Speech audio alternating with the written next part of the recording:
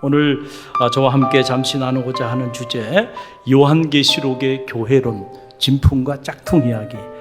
이 타이틀 자체가 너무 무거운 주제죠. 어떻게 요한계시록을 다 다룰 수 있을까? 사실은 힘들 거예요. 제가 지난 작년 11월부터 해서 8번에 걸쳐서 8개월 동안 서울연회 목회자들을 대상으로 그 요한계시록의 교회론 부분을 특강을 쭉 해왔어요. 그런데 오늘은 이제 평신도들에게 제가 그것도 1시간 이걸 어떻게 다 말씀을 전해야 될까 고민이 많이 됐어요. 그런데 또 우리 교육부 총무님이 저보고 강의를 해달라 그래서 제가 다른 분을 소개를 시켜줬더니 안 된다고 꼭 저보고 하라 그래서 순종하는 마음으로 이렇게 섰습니다. 아무리 주제가 무거워도 끝나는 시간은 정해져 있습니다.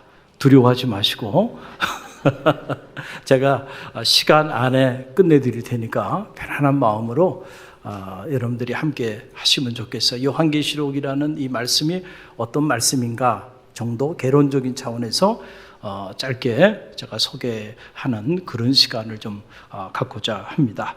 자, 나눠드린 유인물, 여러분 이 유인물을 잘 한번 좀 참고해 보세요. 유인물을 보시고 또 이 화면에 PPT가 있죠. PPT가 또 띄어지니까 PPT도 보시면서 이렇게 차분히 우리가 좀 마음을 가다듬고 말씀 안으로 좀 들어가 봤으면 좋겠습니다.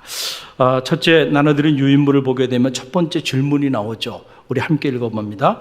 왜 요한계시록인가? 왜 요한계시록인가? 라고 하는 거예요. 여러분 화폐 전문가 이 배원준 씨가 위조 지폐 이야기라고 하는 그 책을 하나 썼어요. 위조 지폐 감별, 어떻게 하면 위조 지폐를 감별하는가? 이 화폐 전문가의 관점에서 이렇게 쓴 책인데 그 책을 보게 되면 놀라운 그 통찰력을 그곳에서 우리가 얻게 되는데, 위조 지폐를 감별하는 사람들이 매일같이 하는 일이 뭔지 아세요? 진짜 진품 지폐를 보는 일이에요. 할렐루야. 간단합니다. 신권이 나오고 막 이렇게 하잖아요. 그럼 위조 지폐 감별하는 사람이 진짜만 정확하게 알면 짝퉁은 위조 지폐는 보지 않아도 알까요, 모를까요? 안다는 거예요. 그래서 매일 하는 일이 뭐냐면 진짜 지폐를 맨날 들여다보는 거예요. 진짜 지폐를 정확히 알기 위해서. 여러분 좋아하시는 명품 백들이잖아요. 명품백, 명품인지 짝퉁인지 알라 그러면 누가 그러더라고요. 비가 한번 와보면 안 돼요. 그래서 명품은 비가 오면 이제 가슴에 품는 됩니다. 근데 짝퉁은 머리에 어떻게 해요? 그건 다 짝퉁이고요. 진품은 주여 가슴에 품는다 그러는데, 진품을 가지고 있는 사람은요 짝퉁 보지 않아도요 저거 짝퉁이구나 알까요, 모를까요? 알아요. 이게 무슨 얘기냐 하면은, 자, 우리가 하나님의 말씀도요, 우리가 하나님의 말씀이 진품이잖아요. 이 진품인 하나님의 말씀을 깊이 있게 우리가 묵상하고 또 이런 사경회를 통해서 공부하고 계속 말씀을 우리가 연구하고 들여다보면 이 말씀이 아닌 짝퉁을 구분할 수 있을까요, 없을까요? 구분할 수 있어요. 그런데 우리가 이 짝퉁을 구분하지 못하는 이유는 진품을 우리가 정확히 모르기 때문에 짝퉁에 속고 있다. 특별히 이 요한계시록은 한국 교회사에 있어서 가장 많은 그런 사이비 이단 단체들의 교과서로 그렇게 쓰임받은 그러한 말씀의 책이고, 너무 많은 왜곡된 해석으로 인해서 한국 교회를 병들게 한 그러한 말씀의 책 중에 하나가 바로 요한계시록이에요. 여러분 그 대표적인 단체가 바로 신천지 예수교 장막성전이에요. 신천지 아시죠? 여러분 신천지가 무서운 거는 교회 안에 양떼로 가장해서 스며들어 와가지고 그래서 성도와 성도 사이의 관계, 목회자와 성도 사이의 관계를 다 이간해버리고 결국은 교회를 산옮기게 해가지고 교회를 무너뜨리는 이런 모략 그런 교리를 가지고요 그렇게 포교 활동을 하고 있는 그런 사이비이단 단체이기 때문에 한국 교회가 이것 때문에 몸살을 앓고 있는 거예요. 어느 교회나 신천지의 피해 사례가 없는 교회가 없어요. 다 이 안타까움이 있어요. 근데 이 신천지인들이 성경을 해석하는데 성경 해석 그 원리, 제가 연구를 해보니까 천국의 비밀 계시록의 진상이라는 책이 있는데, 제가 그 책을 감리교신학대학에서 2단 세미나를 하면서 학생들에게 가르치면서 그 책을 연구해 보니까 기가 막히더라고요. 기가 막혀요. 한마디로 이 신천지의 성경 해석 원리는요, 비유풀이입니다. 무슨 풀이요? 비유풀이. 근데 그 비유풀이를 어떻게 하냐면 이렇게 하는 거죠. 간단하게 여러분에게 설명해 드리면 이런 거예요. 원숭이 엉덩이는 빨개. 빨가면 뭐예요? 사과. 사과는 맛있어. 맛있으면 뭐예요? 바나나야. 여러분 팍팍 들어가네요. 자, 바나나는 길어. 기름은 뭐예요? 기차. 기차는 빨로. 빠르면 뭐야? 비행기. 비행기는 높아. 높으면 뭐예요? 백두산. 여러분 이겁니다. 원숭이 엉덩이가 백두산이 되는 거예요. 그런데 여러분 지금 웃고 계시지만 이런 식의 성경 짝맞추기 비유풀이를 하면요, 교인들이 한 번도 내가 들어보지 못한 놀라운 생명의 말씀이네, 그러고 빠져드는 거예요. 원숭이 엉덩이가 빨갛다고 빨가면 무조건 사과입니까? 사과가 맛있으면 무조건 바나나예요? 아니, 바나나가 기르면 무조건 기차입니까? 기차가 빠르다고 무조건 기차가 비행기가 돼요? 비행기가 높다고 이게 뭐 백두산이 됩니까? 그런데 여러분 척척척척 나오잖아요. 성경을 이런 식으로 해석을 하는데 거기에 빠져드는 거예요. 그래서 복음방 3개월, 그리고 여러분 센터에 들어가서 6개월, 총 9개월 이런 식의 비유풀이를 가지고 성경 공부를 하면요, 완전히 세뇌가 돼버려요. 완전히 세뇌가 돼버려요. 안타까운 일이죠.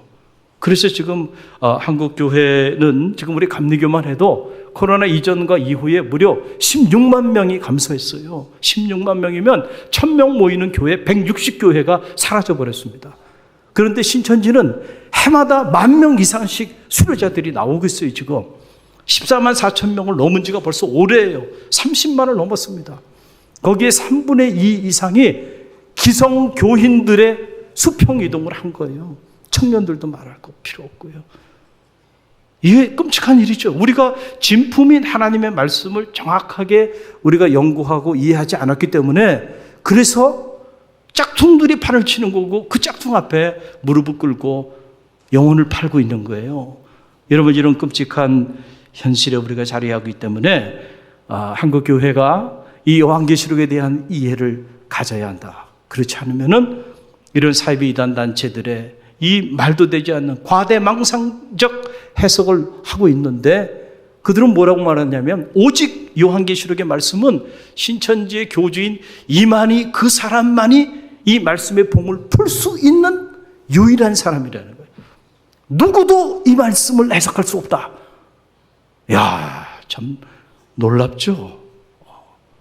자, 그래서 제가 이 짧은 시간인데, 이 짧은 시간에 요한계시록을 1장부터 22장까지 진품과 짝퉁, 무엇이 진품이고 무엇이 짝퉁인지 다 설명할 수가 없어요. 그러나 제가 여러분 서론적인 얘기를 하는 거예요. 그리고 요한계시록의 핵심이 뭔가를 제가 여러분에게 말씀을 드리고자 하는 거예요. 자, 두 번째 질문 우리 함께 읽어봅니다. 요한계시록의 수신자는, 자, 수신자가 뭔지 알죠? 발신자가 있으면 수신자가 있는 거예요. 누군가 보낸 사람이 있으면 받는 사람이 있는데, 이 요한계시록의 말씀을 받는 그 수신자가 누구인가라고 하는 건데, 자, 1차적으로는 소아시아에 있었던 7교회예요. 당시 로마의 그 영토 안에 있었던 소아시아 7교회가 1차적인 주님께서 밤모섬에 유배되어 있는 요한을 통하여 그 소아시아 7교회에게 말씀을 허락하여 주신 거예요. 할렐루야. 자, 그런데 우리가 이제 이런 질문을 갖게 돼요. 실제로 당시 그 소아시아에 보게 되면 7교회만 있었던 게 아니에요. 7교회 외에도 거기에 보게 되면 골로새, 드로아와 같은 이런 더 많은 교회들이 있었어요. 그런데 왜 소아시아의 7교회만 딱 집어가지고 7교회에만 메시지를 전했을까요? 그 이유가 있겠죠. 여러분, 성경에 나오는 7이라고 하는 숫자는 완전한 숫자예요. 할렐루야. 이것이 갖는 의미가 있겠죠. 자, 이거 무슨 말이냐면, 자, 창조일도 6세 동안 창조하시고 7째 날 쉬셨잖아요. 안식일도 그렇고 안식년도 그렇고 희년도 마찬가지고 77이 49, 7번씩. 그래서 7이라고 하는 숫자가 완전한 숫자예요. 그렇기 때문에 7교회는 단지 그 소아시아에 있는 7교회만을 향한 것이 아니고 이 땅의 모든 교회들, 지상에 있는, 그리고 앞으로 계속해서 세워질 지상의 모든 교회를 향한 주님의 음성이라는 거예요. 그러니까 이 요한계시록의 메시지를 듣는 수신자는 당시의 소아시아 7교회뿐만 아니고 그 당시에 존재했던 교회들, 앞으로 존재할 주님의 모든 교회들을 상징적으로 이렇게 상징하고 있는 그런 메시지라는 거예요. 그래서 7별은 7사자를, 7촛대는 7교회를 상징한다라고 하는 그런 사실입니다. 그러니까 제가 쉽게 말씀드리면 이 얘기를 왜 하냐 하면, 여러분이 이제 신천지의 주장들이 있어요. 통일교회 그 문선명의 주장들이 있기 때문에, 그 잘못된 주장들이 이 첫 단추를 잘못 끼면 결국은 모든 해석이 다 잘못된 곳으로 가기 때문에 그래요. 자, 정리합니다. 수신자가 누구라고요? 소아시아 7교회 플러스 당시에 있는 모든 주님의 교회, 앞으로 있을 모든 지상에 있는 모든 교회들을 상징하는 거예요. 그 교회들에게 유효한 말씀인 거죠. 주님이 하신 말씀이에요. 자, 그래서 이 요한계시록을 시작하면서 2장, 3장에 보게 되면 각 교회를 향한 메시지가 등장하게 되고, 그리고 거기 내용을 보면 모든 교회들이라고 하는 표현이 나와요. 그래서 자, 보세요. 계시록 2장 7절에 보게 돼도 모든 교회들에 대해서 메시지를 전하고 마지막 메시지를 뭐라고 얘기하냐면, 여러분 나눠드는 유인물에 나오죠. 계시록 2장 7절 함께 읽어봅니다. 귀 있는 자는 성령이 교회들에게 하시는 말씀을 들을지어다. 이기는 그에게는 내가 하나님의 낙원에 있는 생명나무의 열매를 주어 먹게 하리라. 아멘. 귀 있는 자는 성령이 누구들에게 하는 말씀을 들을지어다? 교회들에게 하는 말씀을 들을지어다 라고 하는 얘기예요. 자, 그런데 이 신천지의 이만희는 천국의 비밀 계시록의 진상이라고 하는 책 속에서 이 요한계시록을 종말에만 초점을 맞추면서 이 7교회는 당시 소아시아 7교회를 향한 것도 아니고 지상에 있는 모든 교회들에게 주신 말씀도 아니고 마지막 때의 종말에 그렇게 있을 특별한 7교회들을 향하여서만 주신 말씀이다 라고 하는 말을 하면서 그 7교회가 마지막 때에 어디서 등장하냐면 동방에서 등장하는데, 그 동방이 어디냐면 한반도. 그 한반도 중에서도 어디요? 대한민국. 대한민국 중에서 어디요? 과천. 참 대단한 사람이에요. 그리고 통일교회 그 문선명의 원리강론이라는 책을 보면 이거 어마어마한 조직신학책입니다. 여러분이 신학교육을 받지 않고 그 책을 먼저 접하면 여러분 다 빠지게 돼 있어요. 그래서 평신도들이 이 신학교육이 필요한 거예요. 그런데 자, 거기에 보게 되면 이 말씀을 문선명이는 이렇게 인용을 해요. 계시록 7장 2절 보게 되면 해돋는 데로부터 올라와서 라고 하는 이 말을 인용하면서 해돋는 데, 그래서 이 재림 예수가 동방에서 나타나게 된다 라고 하는 건데, 그러면 동방에 대한민국만 있는 게 아니잖아요. 일본도 있고 중국도 있고 한국도 있는데, 그런데 일본은 제국주의의 잔재고 중국은 공산주의의 잔재고, 그러니까 이 해돋는 데부터 오는 이곳은 어디예요? 한국, 대한민국이다. 이야, 가슴 뛰죠. 그래서 온 인류가 대한민국을 중심으로 하나가 될 거고요. 한 가족으로 되고, 그래서 이 원리 강론 마지막 장에 보게 되면 전 세계 모든 언어가 한글로 통일될 거예요. 할렐루야. 엄청난 이야기를. 그런데 여러분 보세요. 당시 주 1세기 이 아시아라고 하는 말, 동방이라고 하는 것은 그 지역적인 의미로 한다면 터키를 말하는 거예요. 터키. 그 지역 쪽으로 말한다고 한다면. 그런데 그거를 어떻게 이 동방으로 와가지고 대한민국까지 와갖고 과천으로까지 들어갑니까? 자, 이런 식으로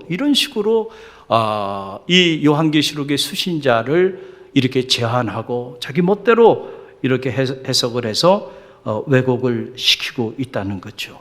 자, 이제 세 번째 물음 함께 읽어봅니다.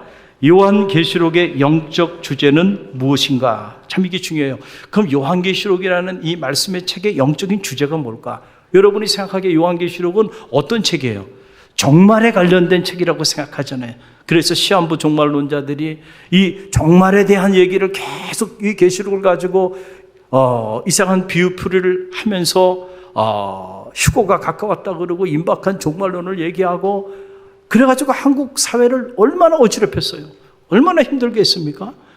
그런데 제가 조직신학자로서 현장에서 목회하면서 요한계시록을 대학에서 강의하고 또 요한계시록을 연구해 보니까 요한계시록이 우리에게 던져주는 메시지는 사실은 종말보다는 교회입니다. 영적인 주제가.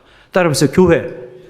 요한계시록을 가만히 들여다보니까 처음부터 마지막까지 요한계시록은 교회에 대한, 교회로 시작해서 교회로 끝나는, 이게 교회론의 책인 거예요. 그런데 이 교회론은 다 가로쳐버리고 맨날 말도 되지 않는 얼토당통한 종말 이야기를 하면서 이 요한계시록을 왜곡시키고 많은 성도들을 미혹시키고, 그리고 주님께서 오늘 이 땅의 교회들에게 주는 메시지를 그 메시지 그대로 듣지 못하게 만들어 버렸다라고 하는 그런 사실이에요.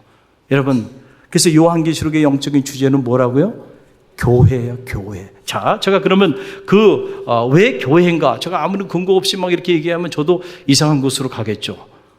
사이비, 또 이단, 이상한. 그래서 목사님들이 요한계시록을 강의를 안 하려고 그러고요. 요한계시록을 강의하면 또 이상한 눈으로 쳐다봐요. 왜냐하면 요한계시록을 강의했던 사람들이 다 이상한 데로 많이 갔기 때문에. 저는 이상한 사람은 아닙니다. 할렐루야. 이 갈릴리 교회에서 14년 동안 무음하게 잘 지역교회를 섬기고 있는 사람이에요. 그러니까 여러분들이 의심하지 마시길 바랍니다. 할렐루야. 자, 왜 교회인가? 그걸 내가 말씀드리면은, 자, 보세요.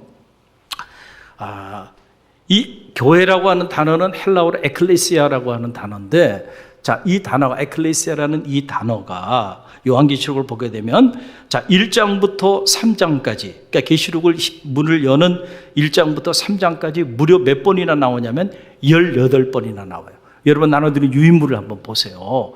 그 여러분 나중에 집에 가서 한번 다 찾아보세요. 제가 친절하게 성경 구절까지 다 소개를 하고 있잖아요. 그리고 마지막 결론장이 요한계시록 22장인데 22장 16절에도 보게 되면, 자, 마지막에도 주님께서 직접 교회들을 언급하면서 교회로 요한계시록의 말씀이 문을 닫아요. 그게 22장 16절인데 유인물에 여러분 나눠드렸죠. 함께 읽어봅니다.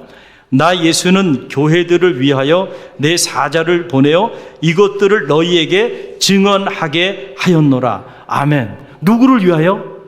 교회들을 위하여 이것들을 증언하게 했다는 거예요. 그러니까 교회를 가로치고는 요한계시록을 우리가 묵상할 수 없어요. 요한계시록은 처음부터 마지막까지 교회에 대한 메시지예요. 그게 교회론에 관련된 놀라운 메시지인데 단 한마디도 교회에 대한 얘기는 하지 않고 얼토당토 않는 그런 종말 얘기만 하다가 여러분 이 말씀을 왜곡시켜 버렸다는 거예요. 그런데 우리가 이제 요한계시록을 이렇게 읽다 보면은 많은 상징들이 나오죠. 이미지들이 나와요.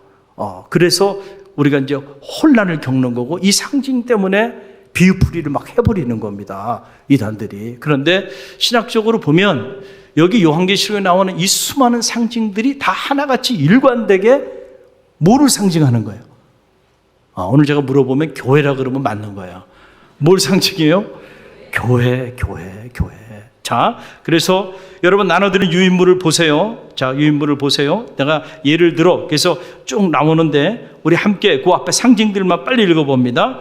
종들과 형제들, 나라와 제사장, 촛대들, 이긴 자, 남은 자, 흰옷 입은 자들, 성도들, 14만 4천 셀 수 없는 큰 무리, 여인, 부르심을 받고 택함을 받은 신실한 자들, 나의 백성과 그의 백성, 신부, 이스라엘의 12지파와 어린 양의 12사도.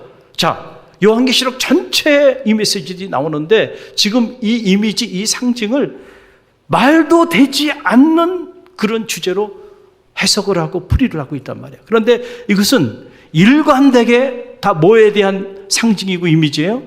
교회에 대한, 교회 공동체에 대한 상징이고 이미지들이다라고 하는 그런 사실입니다. 그러면은 요한계시록에 나타나는 그 교회론, 교회는 어떤 교회일까?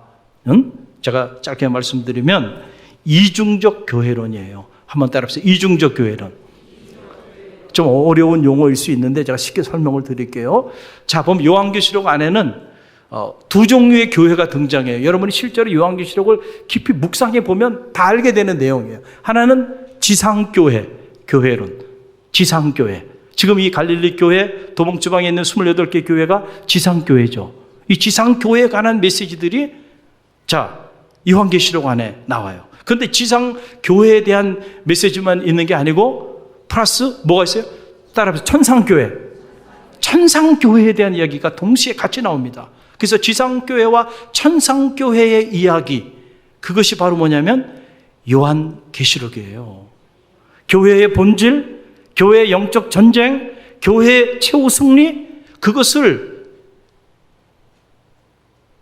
드라마틱하게 이렇게 전개하고 있는 메시지의 책이 바로 요한계시록이에요.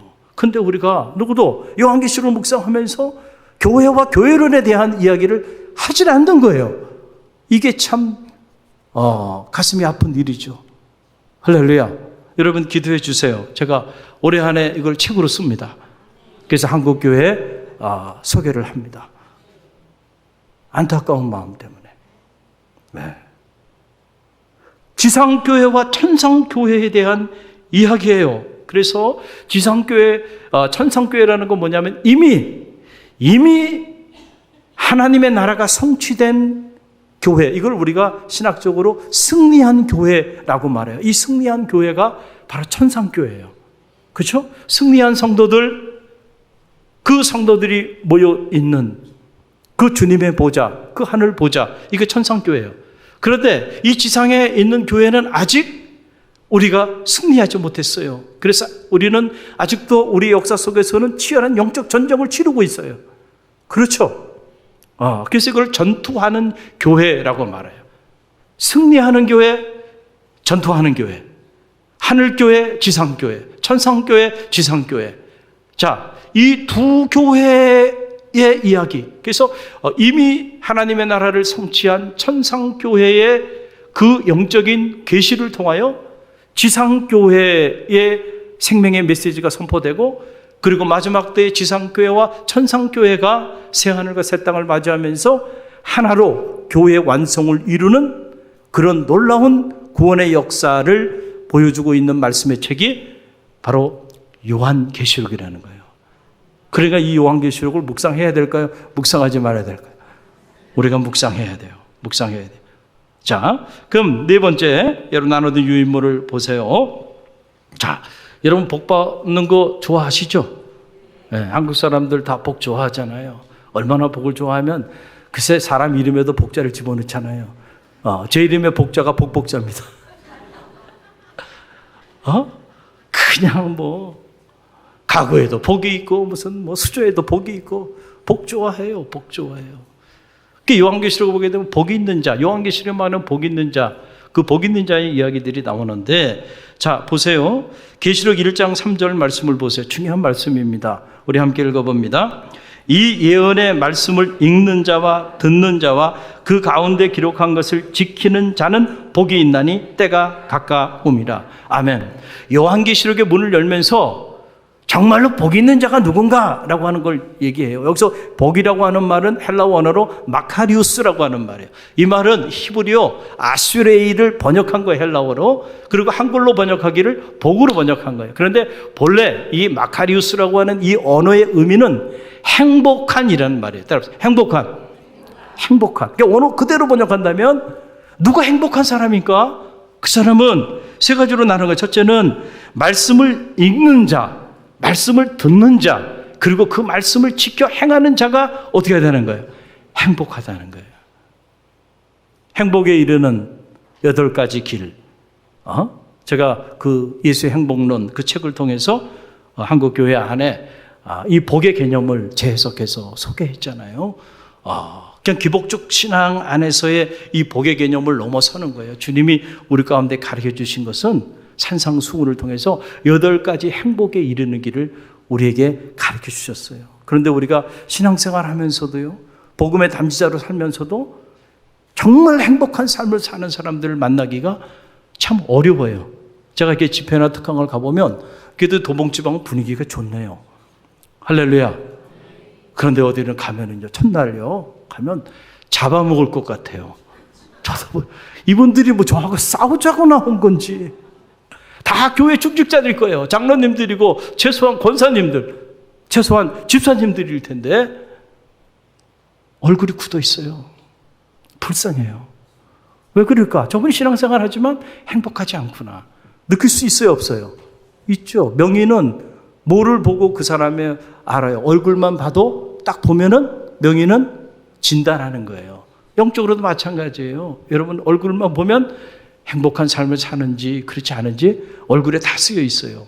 숨길 수가 없습니다. 왜 신앙생활 하면서도 불행하게 사나요? 그게 하나님의 뜻일까요? 저는 아니라고 생각합니다.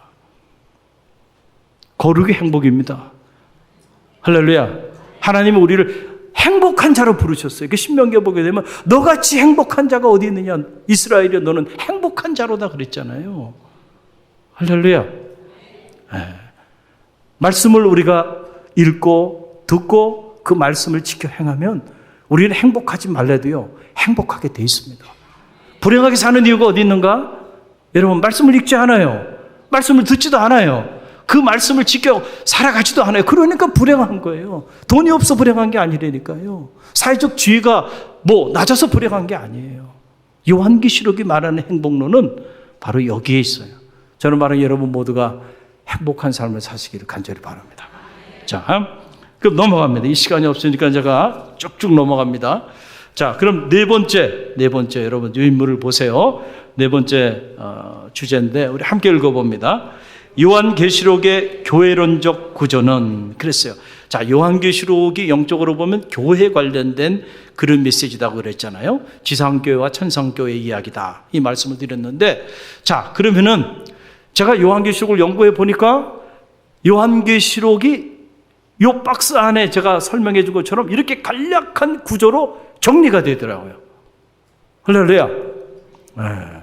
그래서 그 내용을 한번 들여다보세요. 자, 요한계시록은 저를 보세요.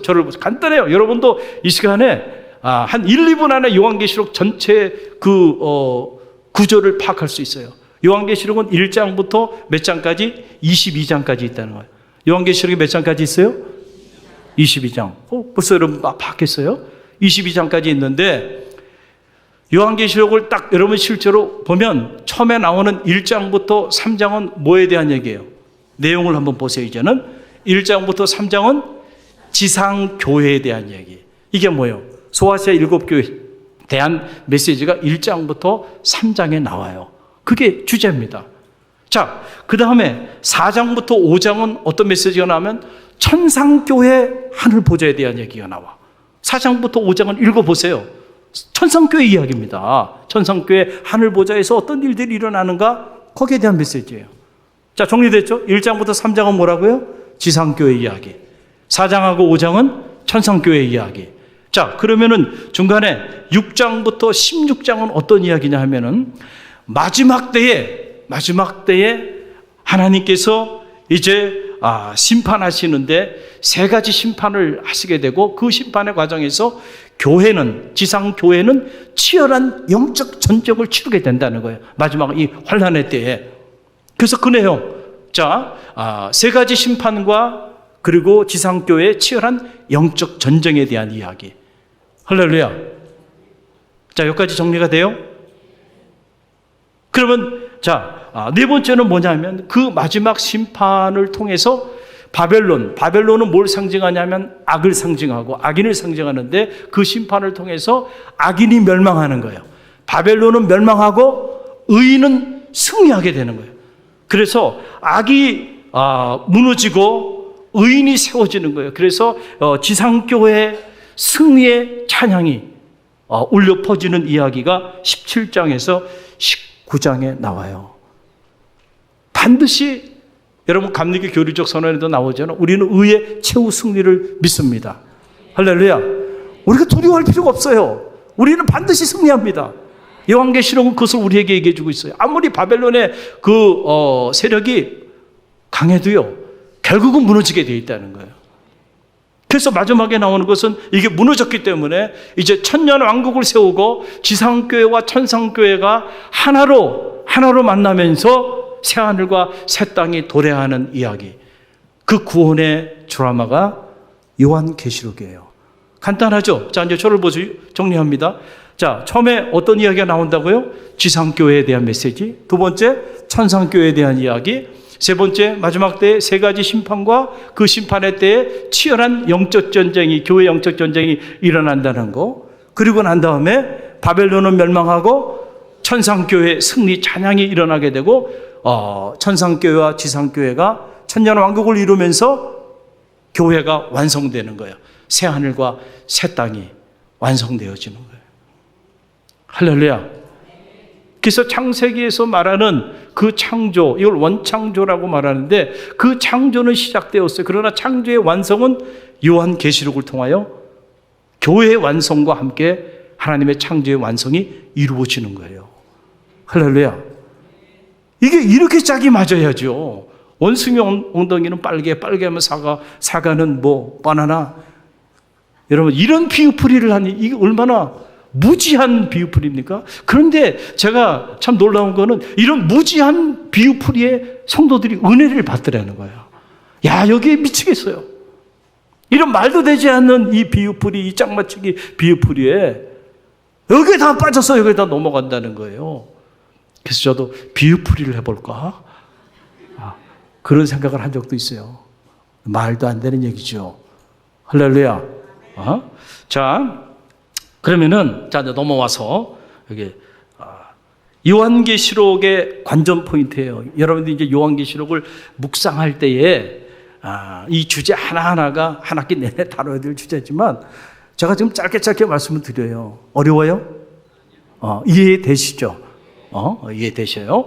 자, 이제 여러분들이 이제 요한계시록을 묵상할 거 아니에요. 이 말씀의 책을 이제 묵상해야 될 텐데, 묵상하실 때 적어도 여러분들이 이런 어떤 관을 가지고 요한계시록을 묵상해야 잘못된 길로 빠지지 않아요. 그 몇 가지만 짧게 말씀드릴게요. 첫째는, 자, 뭐라고요? 우리 함께 읽습니다. 시작. 철저한 교회관이에요. 철저한 교회관. 여러분이 평생을 신앙생활 하는데, 교회가 뭡니까? 라고 물어봤을 때, 교회는 이것이 교회입니다 라고 여러분 말할 수 있어요? 배워보질 않았기 때문에 평생을 신앙생활 했어요. 간사님이 되고 장로님이 됐어도 당신의 교회론이 뭡니까? 라고 물어보면 예? 답을 못해요. 목사님들도 마찬가지예요. 심지어 대학원에서 강의를 해도요, 교회론을 말해보려면 몰라요. 정리가 안 돼 있다는 거예요. 그러나 우리가 분명한 교회론을 가져야 돼요. 교회는 그리스도의 몸이라 그랬죠. 할렐루야. 그 그리스도의 몸은 삼중적 몸을 가지고 있어요. 하나는 예수 그리스도가 그 높고 높은 보좌를 버리시고 낮고 찬한 곳에 오셨잖아요. 이 성육화된 몸, 아기 예수의 몸으로 오셨잖아요. 그 몸, 교회는 낮은 곳으로 임해야 돼요. 그래서 성육신적인 몸이 교회 안에 있어야 돼. 그래서 교회는 언제나 높은 곳을 향하면 안 돼. 이건 역주행이야. 어디로 향해야 돼요? 항상 낮은 곳을 향해야 돼. 그런데 우리가 이 교회론을 잘 모르다 보면 교회가 자꾸 높은 곳을 향하게 돼. 교인들도 자꾸 높은 곳을 가려고 그래. 이걸 역주행이라고 그래요. 고속도로에서 여러분 역주행하면 위험하죠? 그래서 위험한 겁니다. 그래서 문제들이 터지는 거예요. 낮은 곳으로 향하고자 한다고 한다면 이제 아무런 문제가 없습니다. 할렐루야. 그 다음에 두 번째는 순환당하신 그리스도의 몸. 이거 뭡니까? 예수 그리스도께서 십자가에 달리시고 물과 피를 다 흘려줬잖아요. 그 고난당하신 그 그리스도의 몸. 그 몸이 교회라니까요. 그러니까 교회는 고통당하고 어려움을 당하는 이들을 외면하면 안 되고 그들과 함께 울고 그들과 함께 우리가 고통을 짊어져야 되는 그런 공동체가 돼야 돼요. 그게 주님의 몸으로서의 교회입니다. 그리고 이렇게 감당할 때에 부활하신 고양된 그리스도의 몸, 성육화된 몸, 그리고 순환당하신 그 주님의 몸을 우리 교회 공동체 안에 체득하면 하나님께서 그 교회를 축복하셔서 하늘의 문을 여셔서 부활의 영광에 이르는 공동체로 만들어 주신다는 거예요. 그 부활의 영광은 결과로 주어지는 거지 우리가 그 부활의 자리만을 사모하면 안 된단 말이에요. 우리가 초점을 맞춰야 하는 것은 낮은 곳, 성육신적인 몸, 이거 성육신적인 영성이 나오는, 성육신적 공동체가 나오는 거고요. 또 고난당하신 그리스도의 몸, 여기서 십자가 공동체, 십자가 영성이 나오는. 그럴 때 부활의 영성, 부활의 공동체, 영광에 우리가 이르게 된다. 그런데 요한계시록이 말하는 교회는 이런 그리스도의 몸으로서의 교회 안에서 두 가지 교회가 나온다 그랬죠. 하나는 지상교회, 그리고 천상교회 이야기가 나오는데 지상교회는 지상교회로 있다가 사라지는 것이 아니고 이 마지막 때 세 가지 심판의 때 치열한 영적 전쟁을 치르는데 이 치열한 영적 전쟁을 통해서 승리한 교회들, 첫사랑을 잃어버리지 않고 끝까지 그 고난 속에서도 자기의 영적인 옷을 더럽히지 않은 교회, 그런 성도들, 그 성도들은 마지막 때에 천상교회와 하나가 되면서 교회 완성을 이루고 그리고 새 하늘과 새 땅에 들어가면서 하늘 가족이 된다는 거예요. 할렐루야. 그래서 우리가 그 교회론에 의하면 지금 지상에서 우리가 신앙생활을 이렇게 하고 있지만 여러분의 신앙생활이 이걸로 끝난다고 생각하면 안 돼요. 교회가 중요한 이유는 이 교회를 통해서 하나님이 이런 구원의 역사를 이루고 계시기 때문에, 그래서 여러분 여기서 섬기는 교회에서 지금 공동체 사역하지만 이거 끝나는 게 아니고 그것이 이어져서 여러분 천상교회로까지 여러분의 교회 생활은 이어지게 돼 있어요. 할렐루야. 그래서 우리 모두는 사실은 다 하늘 가족이에요. 이 땅에 땅에 발을 딛고 살아가지만은 동시에 우리는 하늘의 시민인 거예요. 할렐루야. 그래서 이 두 가지 시민권을 가지고 있는 거예요. 이 땅의 시민인과 동시에 하늘의 시민이에요. 여러분이 이걸 잃어버린다고 한다면 여러분 정체성을 잃어버리고 사는 거예요. 자, 그러면 넘어갑니다. 쭉 넘어가서 두 번째 함께 읽습니다. 희망적 종말관. 희망적 종말관. 자, 하나님 앞에서 가장 우리가 범할 수 있는 최고의 죄가 뭘까? 그것은 절망이라는 거예요. 아니, 하나님이 살아계신데 어떻게 하나님 앞에서 희망을 포기할 수 있어? 그것만큼 신성 모독이 어디 있겠는가? 그래서 주르겐 몰트만이라고 하는 세계적인 신학자는 희망의 신학이라는 책에서 인간이 범할 수 있는 최고의 죄, 그 최고의 죄는 다른 게 아니고 절망하는 것이라는 거예요. 하나님 앞에서 어떻게 절망할 수 있어요? 여러분 옆에 있는 성도들 바라보면서 희망이 있습니다. 한번 인사 한번 해보겠습니다. 희망이 있습니다. 할렐루야. 왜 희망이 있어요? 하나님이 함께 하시니 우리는 희망이 있다니까요. 여러분, 아무리 환난이 있고 뭐 어렵고 그래도요 여전히 희망이 있어요. 하나님 함께 하시니까. 자, 이 희망의 종말론이라고 하는 건 뭐냐면은, 자, 이 주르겐 몰트만이 이 종말론을 통해서 우리에게 많은 메시지들을 줬고 또 놀라운 책을 집필하기도 했는데, 보게 되면 이런 말을 해서 끝 안에 시작이 있다. 한번 따라해보세요. 끝 안에 시작이 있다. 이게 역설적인 거죠. 종말, 요한계시록은 종말을 말하고 끝을 말하는데 그 끝이 아니고 끝 안에 뭐가 있다고요? 시작이 있다. 새로운 시작이 있다네. 그러니까 아무리 요한계시록을 묵상해도 우리는 희망을 포기할 이유가 없어요. 할렐루야. 예, 잘못된 종말론을 가지고요, 마치 이 세상이 다 무너지고, 그래서 여러분 하던 모든 일들 다 내려놓고 이상한 데 빠져가지고 가정도 내팽개치고 영혼도 다 팔아먹고 그러고 있는데, 여러분 안타까운 일이에요. 요한계시록이 말하는 종말론은요, 끝 안에 시작이 있는 희망적 종말론을 우리에게 얘기해 주고 있다는 거예요. 자, 이게 지금 무슨 말이냐면 이 종말의 시간이라고 하는 것은 이미 성취된 하나님의 나라가 우리를 향해서 the coming of God, 우리를 향하여 그 하나님의 미래가 다가오고 있는 거예요. 이미 천상교회를 통하여 그 비전을 보여주셨어요. 이미 하나님의 교회는 승리했습니다. 그 승리한 교회가 우리를 향하여 찾아오고 있어요. 우리는 그 약속을 붙잡고 이 미래를 향해서 지상교회 성도들은 영적인 전쟁을 치르면서 나아가고 있는 거예요. 이걸 청교도인들은 뭐라고 말했어요? 바로 이것을 순례 여정으로 본 거예요. 필그림 플레스라고 하는 게 그런 거예요.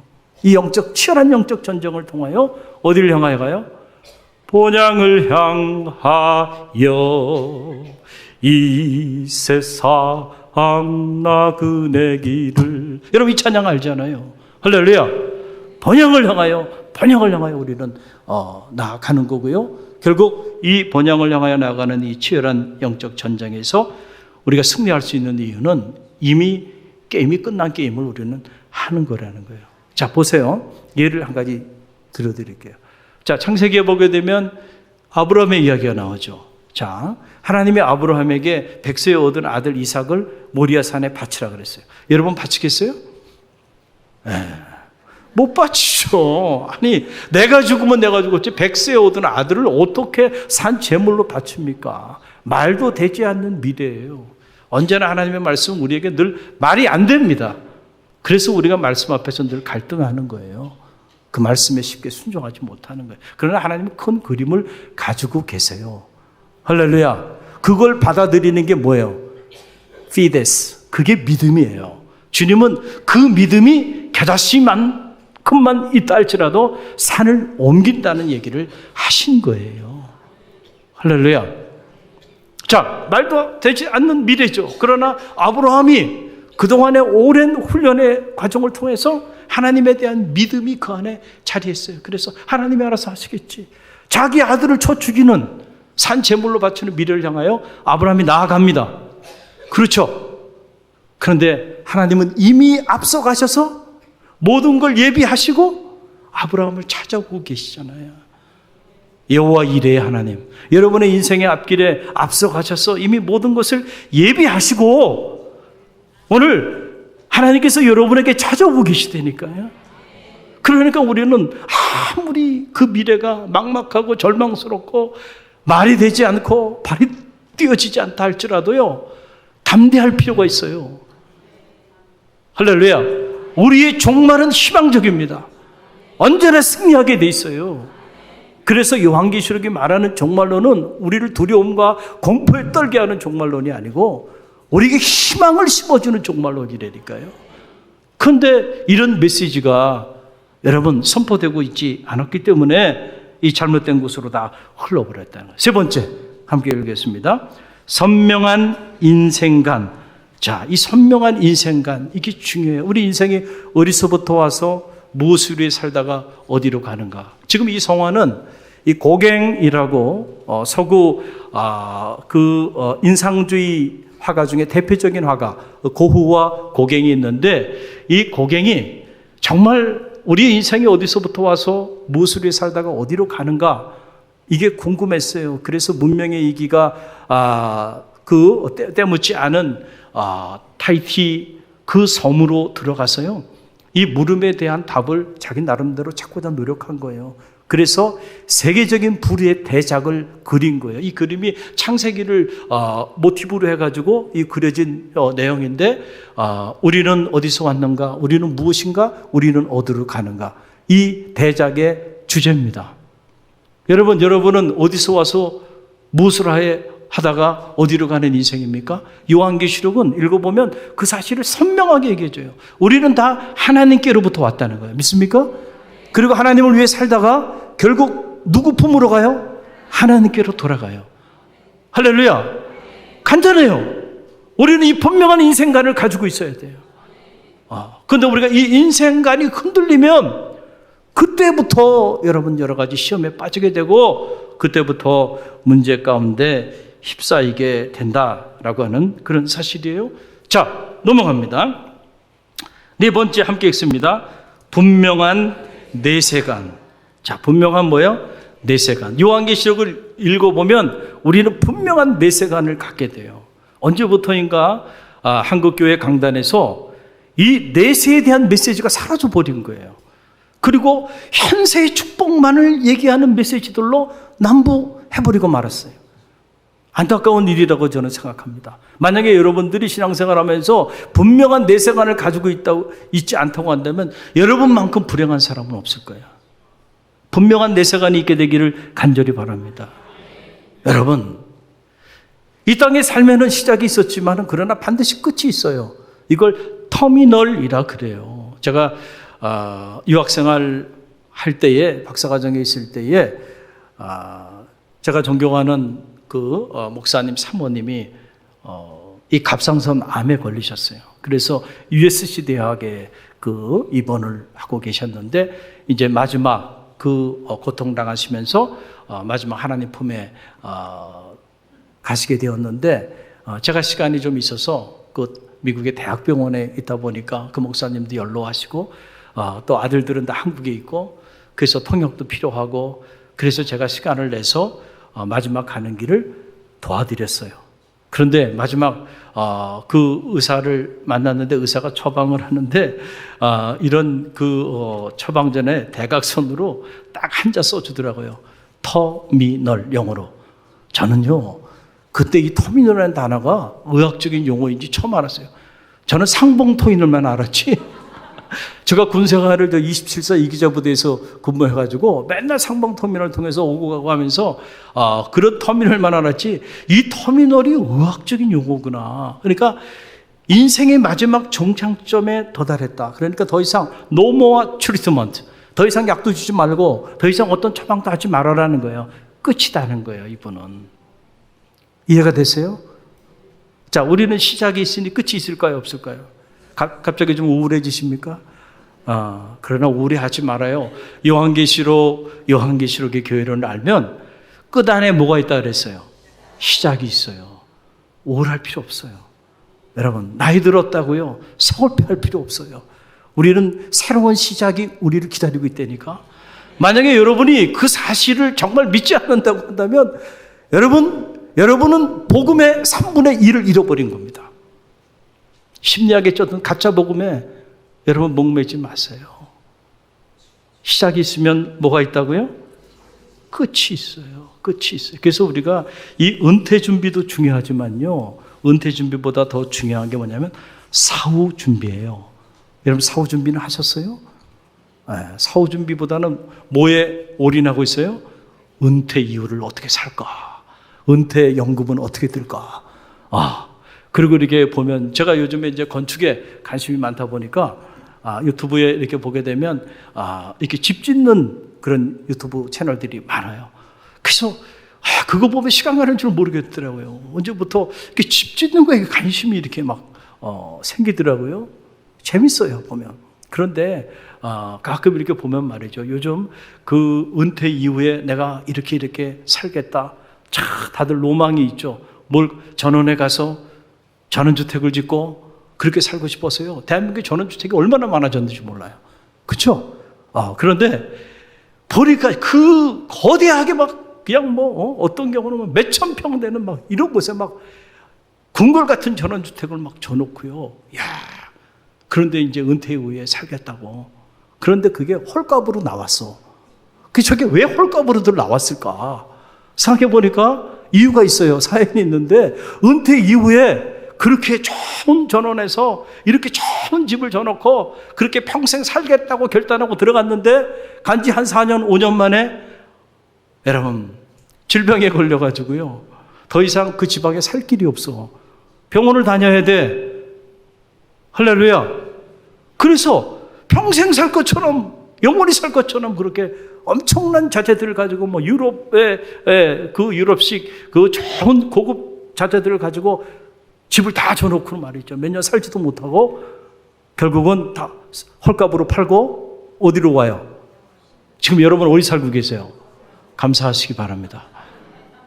일로 오는 거예요. 일로 오는 거예요. 병원을 다녀야 되니까.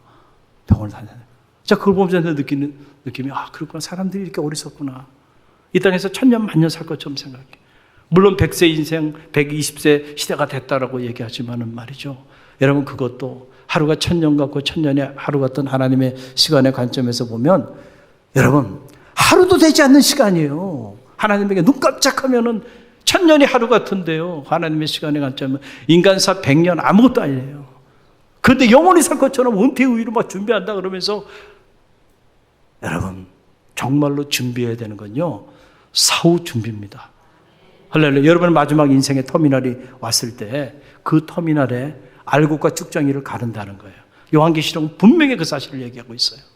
할렐루야. 그리고 믿음으로 끝까지 영적인 전쟁을 치르고 의의 승리를 한 사람들은 낙원에 이르게 된다는 거예요. 할렐루야. 그리고 주님 다시 재림하실 때에 영생의 축복을 누리는 부활인으로 그렇게 영원한 새하늘과 새 땅에 이르게 된다는 거예요. 그러나 믿음으로 살아가지 않는 이들은 반드시 인생의 끝자락에서 그는 어디요?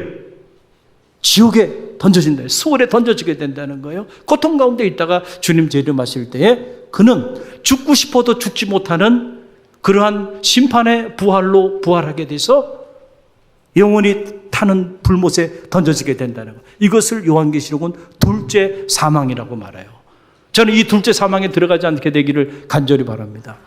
끝난 것이 끝난 게 아니에요. 누가 인생을 잘 살았어요? 끝난 게 아닙니다. 이 땅에서 여러분 빌딩 지어놓고 이 땅에서 뭐 많은 재산을 모았다고 여러분 인생 성공한 게 아니라니까요. 마지막 때의 부자는 저 수월에 들어가서 고통 가운데 타는 목마름으로, 그러나 나사로는 비록 그 부자의 집 앞에서 헌대를 앓고 있었지만은 그는 낙원의 아브라함의 품에 안기게 되잖아요. 주님께서 이런 극단적인 비유를 통해서 우리에게 내세에 대한, 내세를 준비하라고 메시지를 선포하신 거예요. 그러니까 여러분들은 적어도 다 이미 사후 준비가 되신 분들이에요. 할렐루야. 그러니까 걱정이 없어. 아멘입니까? 네, 얼굴이 좀 밝아지셨네요, 이제. 흔들리지 마세요. 세상에 속지 마세요. 여기 천년 만년 살 수 있는 곳이 아닙니다. 아침 안개 같고 뜬구름 같아요. 여러분 다 20대가 엊그제 같죠? 근데 어느 날 갑자기 병원에 가도 그렇고 어디 가도 그렇고 아버님 오셨어요. 좀 이따 할머님 이쪽으로 오세요. 할아버지 이쪽으로 오세요. 마음은 이팔 청춘인데 금방 지나가요. 이 땅의 삶은 그렇게 지나가는 거예요. 그러나 그 끝이 아니고 새로운 시작이 있다. 할렐루야. 자, 그게 마지막이에요. 시간 지킵니다. 자, 함께 읽습니다. 절박한 성교관. 자, 그렇기 때문에 우리가 요한계시록을 묵상하게 되면 왜 우리가 복음을 전해야 되는지 그 이유가 나오는 거예요. 무슨 복음을 전해서 교인들 숫자를 늘리기 위해서 복음을 전하는 게 아니고, 복음으로 실제로 생명을 살리고 복음으로 사람을 세우고 복음으로 사람을 실천하기 위해서, 복음으로 영혼을 구원하기 위해서 복음을 전해야만 하는 겁니다. 할렐루야. 복음을 전하는 이유가 여러분이 전도 대상 돼가지고 어디 여행 가려고 복음을 전하는 게 아니고, 본질적인 이유는요, 소중한 사람들에게 빨리 복음을 전해야 하는 거예요.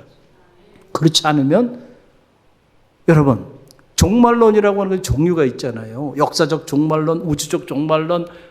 그런데 그런 종말론만 있는 게 아니고요. 신학적으로 보면 개인적 종말론도 있다는 거예요. 이게 무슨 말이냐면, 자, 역사는 아직 돌아가. 그런데 어느 날 갑자기 병원에 갔더니 힘들겠네요. 6개월입니다. 1년입니다. 그러면 나에게 있어서는 종말이 온 거예요. 이걸 개인적 종말론이라고 말하는 거예요. 할렐루야. 그렇죠? 언제 올지 몰라요. 오늘 밤 내가 내 생명을 도로 찾으리니 이 모든 것이 네 것이 되겠느냐. 주님 말씀하여 주셨잖아요. 오늘 밤 하나님이 우리 영혼을 찾을 수도 있어요. 할렐루야. 그렇기 때문에 내 소중한 자녀가 오늘 밤 어떻게 될지 몰라. 그러면 내 소중한 자녀에게 복음을 전해야 돼요? 전하지 말아야 돼요?